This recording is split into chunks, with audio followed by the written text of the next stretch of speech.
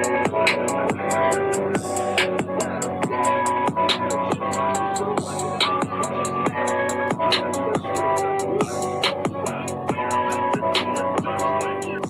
the goddamn button. Push the goddamn button.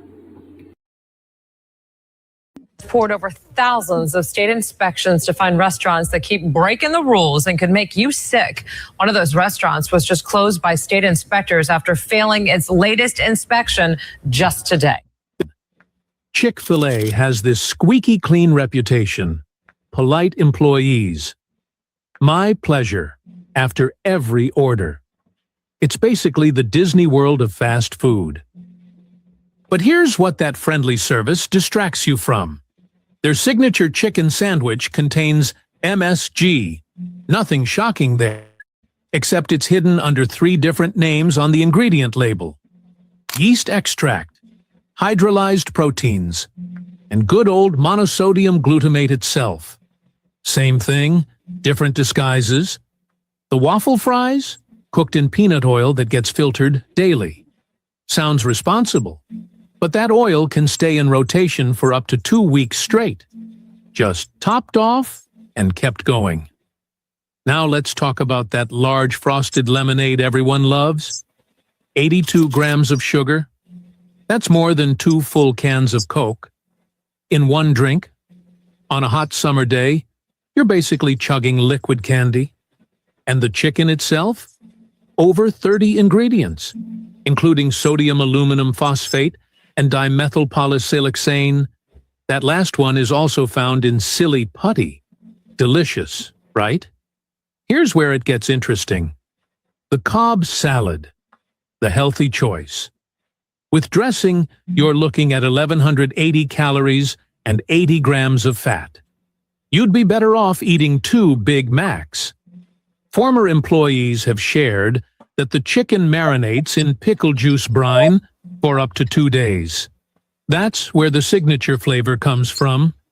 Also where massive sodium loads sneak in before any cooking happens.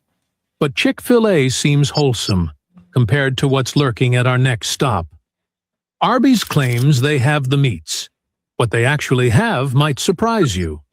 Now, you might think Arby's roast beef comes from, you know, an actual roast. A solid cut of meat, sliced fresh. Nope. It arrives at stores as a paste-like substance in sealed bags. Staff mold it into shape, then slow roast it on site. The result looks like roast beef. Tastes close enough. But that journey from bag paste to sandwich meat? That's a story Arby's doesn't put in commercials. And speaking of misleading names, let's talk about that cheddar sauce. It contains 0 actual cheddar cheese. What you're getting is processed cheese product swimming in yellow dye and preservatives. You know what's evident to me? We don't really care about none of that shit as long as we don't see it for ourselves. We don't care about the name. We don't care about the definition. We don't even care that it's even put on the label, disguised and hidden as something else. As long as that shit look pretty, as long as it smell good and tastes good, we don't care. We don't. Again, we got to accept that. I'm not saying accept what they doing. I'm saying we've been eating this shit for years. And they've been telling us in subtle ways forever. But it didn't ever really register to nobody until you start hearing words about clone meat and them putting human flesh and this, that, and the third in your shit. Now people are paying attention, but we never cared about none of this shit. And most of us probably still won't care even afterwards. Asked for extra cheddar thinking I was being fancy. Turns out, I just wanted more food coloring. Great. The numbers don't help either. A beef and cheddar classic packs 1,280 milligrams of sodium and 39 grams of fat. For a sandwich that barely fills your hand. But here's where it gets ridiculous. The Meat Mountain sandwich delivers 1,350 calories and 3,610 milligrams of sodium.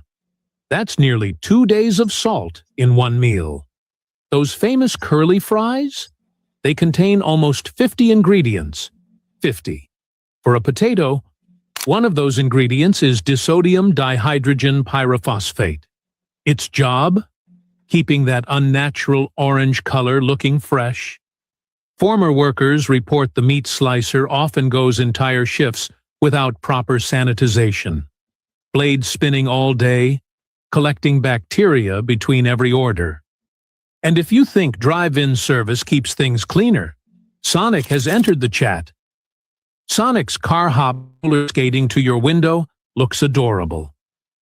Action 9 has poured over Yeah, like I said, nobody cares about that shit. I mean, look, I've worked at KFC, and I'm gonna tell you, they had me cleaning.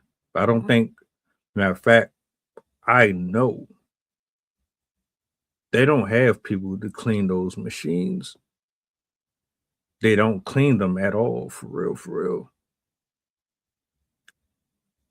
I had to clean the machines, and it looked like it was the first time in years that anybody has ever touched that shit. The amount of buildup of grease that is on all of that shit. It takes you more than one shift. You're not getting all of that off in one day. It's going to take you a couple days to really thoroughly clean it. And on top of that, they don't even have the proper cleaning equipment for the you have to do. No shade at KFC, but a lot of these restaurants are just like that. They might have some spray in the back or a bucket of water, and they don't really have the things that you are supposed to be using for the maintaining of that shit. So when y'all go into these restaurants and y'all be standing there waiting for your food and then it look all crisp and gold, and yeah, y'all might want to rethink what you're putting in your body. But like I said, we don't really be caring about none of that shit. As long as it look good.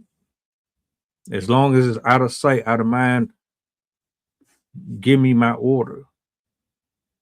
Until you really realize what's going on. And I'm telling you, it's not a joke. Hope this helps somebody.